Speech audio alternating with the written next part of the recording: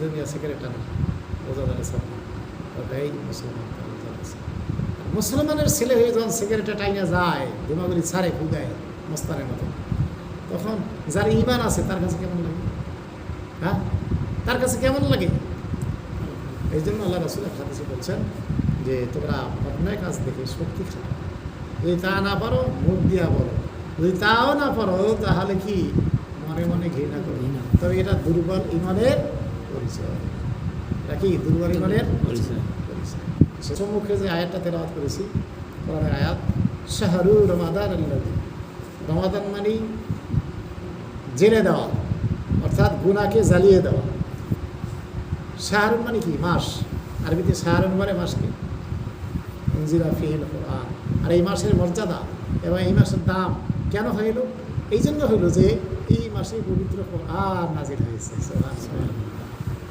যেমন নূর যেখানে আল্লাহ নিচে সেখানে দেখছি যে যেখানে বসে রাসূল সাল্লাল্লাহু আলাইহি ওয়াসাল্লাম ধ্যানে মগ্ন ছিল, হযরত খাদিজা কুবরা রাদিয়াল্লাহু তাআলা আনহু ওই পাহাড়ের উপরে হাইটা রাস্তা দিয়ে আসছে, খাবার দিয়ে আসছে। আল্লাহু আকবার। এখনও ওই স্মৃতি রেখে দিয়েছে মানুষকে বোঝার জন্য। কেন? ওটা তো সরকার ইচ্ছে করে লিফটও করতে পারে, লিফটে উপরে ওঠা যায় না, কিন্তু সেটা করে না। তাহলে তো মানুষ কষ্টের কথা বুঝবো না। মহিলা মানুষ হয়ে রাস্তা নিয়ে গেছে ওইখানে হাইটা, আর আমরা এখন গেলে পানি নিয়ে যেতে হয় ভিতরে। আর এই মশলা আল্লাহ ওখানে কোরআন নাজিল বলে। এবং সেই মাস্টার ছিল কি এই রমজান। আর এই রকমের রমজান সমস্ত উম্মতের জন্যই ছিল ফরজ, কিন্তু এরকম নির্ধারিত ছিল না। এই নির্ধারিত এক মাস একমাত্র মুসলমানদের জন্যই, রাসূল পাক সাল্লাল্লাহু আলাইহি সাল্লামের উম্মতের জন্যই। এবং এই মাসটা 12টা মাসের ভিতর সবচেয়ে উত্তম মাস, ফজিলাতুল মাস। এই মাসের মতো এরকমের উত্তম ফজিলাতুল মাস কি বাকি না। এটা হলো মাসের বৎসরের ভিতরে এই দামি মাস। আর সপ্তাহের ভিতরে দামি হলো শুক্রবার, পবিত্র মাহে শুক্রবার, যেখানে রাসূল আকরাম সাল্লাল্লাহু আলাইহি ওয়াসাল্লাম বলেছেন যে গরিব উম্মতের জন্য এই শুক্রবারটা আমি ঘোষণা করলাম, যারা যাবে, যারা আদায় করবে তাদেরকে আল্লাহ হজের সওয়াব দান করবে।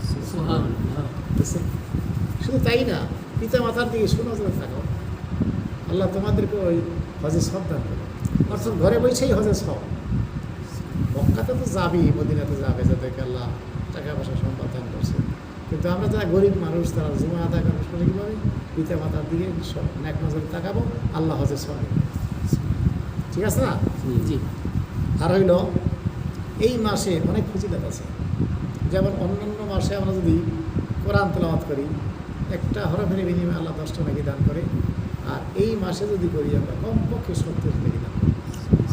ফি সাবিলিল্লাহ, আল্লাহ রাস্তায় যদি খরচা করি 1 টাকা, আল্লাহ 70টি টাকা সওয়াব দান করে। তাহলে এই মাসটা হলো একটা মানে মুমিনদের জন্য খুবই ফজিলতপূর্ণ মাস। যারা মুমিন তারা তাহাজ্জুদ করে। আর আমরা তো এই এসব বইটা তারাবি বলে কোন সময় ঘুমাবো, রাতে তুমি খাইতে হইব সেহরি করে। আর এমন মানুষও আছে আল্লাহ পাকের বান্দা যে শুধু খিচুড়ি খাইয়া সেহরি খাও সেরে খাও। আর আমরা যে রোজা ছাড়া 3 বেলা খাই, আর রোজায় খাই, রোজায় 3 বেলা হয়ে যায়, কারণ সেহরিতে খাই, সন্ধ্যায় খাই, ইফতারি খাই, 3 বেলা হয়ে গেল না। আমার তো মনে হয় এই রমজানের অন্যান্য মাসের চেয়ে রমজানে 3 ডবল খাওয়া হয়। জি জি। যদি আমরা উপবাস থাকি দিনের বেলা, কিন্তু আমরা হিসাব করে দেখেন, আর ইফতারির সময় তো অনেক খাওয়া, অনেক আইটেম। এটি খাওয়া জায়েজ আছে মুমিনদের জন্য, না জায়েজ না। কিন্তু কথা হলো যে হ্যাঁ, আল্লাহ শুকর আদায় করতে হবে। জি নাকি? রাজশাহী যে কারবারি করেন, ওই তোমার ভাই রাজশাহীর আম কত স্বাদ, কত সুস্বাদু। লিচিগুড়ি কত সুস্বাদু, একে দান করছে আল্লাহ দান করছে। আচ্ছা, এই সুস্বাদু মজাদার জিনিস খাইয়া কার শুকর গুজার করতে হবে? আল্লাহ। কার গান গাইতে হবে? আল্লাহ। কিন্তু আমরা খাই দুনিয়ার গান গাই। বয়ানের ভিতরে মাঝে মাঝে বলি যে এত নিয়ামত খাইয়া পদ্মা নদীর মাছ কত সুন্দর স্বাদ, আর মেঘনা নদীর মাছে কত স্বাদ আছে। আবার একই মাছের ভিতরে বিভিন্ন রকমের স্বাদ, মাথায় এক স্বাদ, বুকের মাছে এক স্বাদ, পিঠের মাছে এক স্বাদ, লেজের মাছে এক স্বাদ, ডিমের ভিতরে আর এক স্বাদ। এত মাছের ভিতরে, একটা মাছের ভিতরে এত রকমের স্বাদ কে দান করছে? আল্লাহ। আল্লাহ দান করছে। অথচ তার শুকর আদায় করি। আমরা গান গাই, আমার সোনার মানা পাখি রে, কোথায় তুই গেলি আমায় দিয়া পাখি। কি আছে না গান? জি। কিন্তু আল্লাহ পাকে শুকর আদায় করা উচিত ছিল। তা না করে পাখি কী দেবো, একটু পায়খানা করে দেবো, আর তোমার কী দিতে পারবো না, দিতে। আল্লাহ পাকের নিয়ামত খেয়ে শুকর আদায় করবে, আল্লাহ পাক নিয়ামত বাড়াইয়ে দিব মেয়া, আল্লাহ পাক নিয়ামত বাড়াইয়ে দিব। তো দুঃখের বিষয়ে আমরা মুসলমান হয়েছি ঠিকই, কিন্তু আমরা শুকর আদায় করতে জানি না। যে ব্যক্তি শুকর আদায় করবে আল্লাহ পাক তাকে আরো নিয়ামত বাড়াই দিব, আর এই বিনিময় উত্তম যাজা আল্লাহ জানাতে থাকবে। রমজান মাস আসলে বিধর্মীরা পর্যন্ত এই রোজাদারদেরকে সম্মান করে কিন্তু তাদের জন্য আমরা অন্যায় প্রতিবাদ করার চেষ্টা করি। আল্লাহ বলছেন কুনতুম খায়রা উম্মাতিন উখরিজাত লিন-নাস তা'মুরুনা বিল মা'রুফ ওয়া তানহাউনা আনিল মুনকার। তোমাদেরকে উত্তম নবীর উত্তম উম্মত হিসাবে প্রেরণ করা হয়েছে, দুনিয়াতে প্রেরণ হয়েছে, কারণ তোমাদের দুটো কাজ, একটি হলো সৎ কাজে আদেশ, আর একটা অসৎ কাজে বাধা। এটা আল্লাহ কোরআনে বলেছে। সুবহানাল্লাহ বললে এত সওয়াব, আলহামদুলিল্লাহ বললে এত সওয়াব, এই সেই। তো তোমরা এই অসৎ কাজে কয়জনে আমরা পারছি বাধা দিতে, সৎ কাজে আদেশ করতে? এটাও কি রাসূলের সুন্নাত? সুন্নাত না শুধু, এটা ফরজ। আল্লাহ পাক যেহেতু কোরআনে বলেছে, এই ব্যাপারে তো আমরা সচেতন না, অন্যায়ের প্রতি আমরা ঘৃণাও করি না আর বাধাও দেই না। সেজন্য এই পবিত্র রমজানের শিক্ষা নিতে হবে আমাদের, যে এই পবিত্র রমজানের শিক্ষা নিয়ে বাকি 11 মাস আমরা এইভাবে চলব, সংযম রাখা। যেমন রোজা তো শুধু উন্মোষের নাম না, রোজা হাতের, চোখের, মুখের, সব কিছু। আমি রোজা রইলাম আর একটা ফায়সা কথা গালি দিলাম, অথবা ঝগড়া লাগাই দিলাম, কাজে লাগাই দিলাম, অথচ আমি রোজাদার, তাহলে কি আমার রোজা সহি হইব? হ্যাঁ, রোজা হালকা হয়ে গেল। সেজন্য বলতে হবে, কেউ তর্ক করলে, ভাই আমি তো রোজাদার, আমি তর্কে জড়াইতে চাই না। আমার তো মনে হয় এমন কোনো জাহেল মানুষ নাই যে এরপর তার সাথে ঝগড়া কাজে করবে, কিন্তু আমরা তো সে কথা বলি না। জি, বললে তো ওই লোক আমার সাথে আর বার্গেনিং করে না, ঝগড়া কাজে করে না, সে মিটে যায়। পারবো তো ইনশাল্লাহ, করি যে আমল করার চেষ্টা করবো তো ইনশাল্লাহ। এই পবিত্র রমজান থেকে আমরা আমল শিক্ষা গ্রহণ করব। এখানে বোঝার অনেক কিছু আছে, যে আমরা এই রমজান মাসে যেরকম সংযম রাখি। আচ্ছা, আপনি আমি ঘর দরজা লাগাই খাইতে পারি না, পানি পান করতে পারি না, কেউ দেখে, কিন্তু একজনে দেখে, সে কি আল্লাহ। আল্লাহকে রোজা রাখা যে ভয় পাই, সমস্ত কাজের ব্যাপারে, সমস্ত গুনার ব্যাপারে যদি এরকম ভয় পাইতে পারতাম আমরা, তাহলে কি আমরা গুনার কাজ করতে পারতাম না। মাফি কম দেওয়া, মালে ভেজাল দেওয়া, মিথ্যা কথা বলা। অনেক দোকানদার আছে দেখবেন 400 টাকা পাঞ্জাবির দাম, কিন্তু গায়ে রেট লেখা রাখছে স্টিকার 1250 টাকা। কি আছে না নাই? আছে। আপনার সাথে কথা বলার দ্বিতীয়বার সময় নাই, টাকা দিয়ে যান গা। আপনি যে মুনামুলি করবেন বা একটু কম হয় কিনা, বা 800 টাকা নেন, সেই সময় তার নাই। কাস্টমার বহুত আছে, আপনি জানবেন। জুলুম না? জি। এরকম ব্যবসা করা কি জুলুম? অথচ রাসূল বলেছেন ব্যবসার ভিতরে 3টা অংশ আমি বরকত আল্লাহ দান করেন, আর একটা সমস্ত চাকরির বিজত বিশেষ তার ভিতরে। তা আমার তো ব্যবসা ওভাবে করতে হবে, তাইলে সেটা আমি বরকতের আশা করতে পারি। হ্যাঁ, আর যদি আমি মানুষকে ঠগাই, সরি নিয়ে পয়সা দেয়, যে কোনো সময় রোজা আসবে, ঈদ আসবে, সরি দিয়ে জমা করে দেবো, মানে এইটাই তো জমা করা। জি। ওই লোক যে 1250 টাকা পাঞ্জাবিটা কিনবে, তার তো সমর্থন থাকা লাগবে, তার তো টাকা থাকতে হবে। এই জন্য সমাজ যারা পরিচালনা করে তারাও এর ভিতরে করে, কারণ তারা কি এটা দেখে নাই যে এই জিনিসটা রেট কত আর বিক্রি করতেছে কত? এটা কি সরকারের দায়িত্ব না?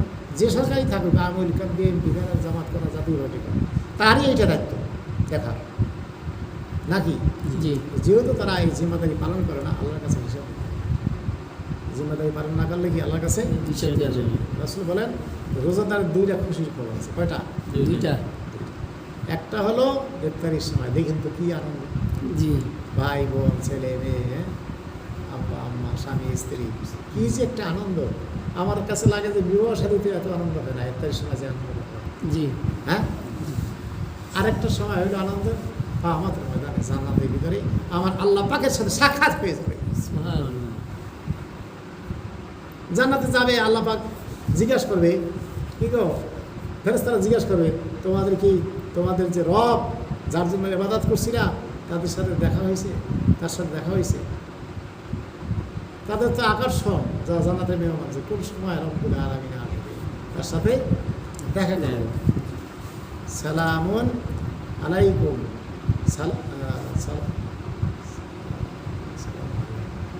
একটা ভুলে গেছি, যার অর্থ হলো আল্লাহ পাকের রহমত, শান্তি তাদের উপরে বর্ষণ করেছে। রোজাদার এবং আল্লাহ পাকের সাথে সাক্ষাৎ হয়ে যাবে জান্নাতের ভিতরে। এই দুইটা রোজাদারের জন্য কি খুশির খবর। একটা হলো ইফতারির সময়, আর একটা জান্নাতের জন্য। আমরা যদি সঠিকভাবে রোজা আদায় করতে পারি, সিয়াম সাধনা সঠিকভাবে করতে পারি, আল্লাহ পাকের সাথে আমাদের কি সাক্ষাৎ হবে। আল্লাহ পাক আমাদের সকলকে সঠিক বুঝ, সঠিক রোজাদার হিসাবে কবুল করেন। সকলে বলি আমিন। আল্লাহুম্মা সাল্লি আলা সাইয়্যিদিনা ওয়া নাবিয়িনা ওয়া শাফিঈনা হাবিবানা মাওলানা মুহাম্মদ সাল্লাল্লাহু আলাইহি ওয়া আলা আলিহি ওয়া সাহবিহি ওয়া বারাকা ওয়াসাল্লাম। আল্লাহুম্মা আমিন। ربنا آتنا في الدنيا حسنة وفي الآخرة حسنة وقنا عذاب النار رب العالمين। পবিত্র মাহে রমজানের পবিত্র রমজানে আল্লাহ আপনার সেই দরবারে হাত উঠাইলাম। করোনা হাদিস থেকে কিছু আলোচনাও করেছি। আল্লাহ যদি এর ভিতরে ভুল হয়ে থাকে মেহরবানি করে ক্ষমা করিয়া দিন। সব কায়নামদারে হাবিব আহমদ মুস্তফা হযরত মুহাম্মদ রাসূলুল্লাহ সাল্লাল্লাহু আলাইহি ওয়াসাল্লামের রওজা মুবারকে পৌঁছে দিন।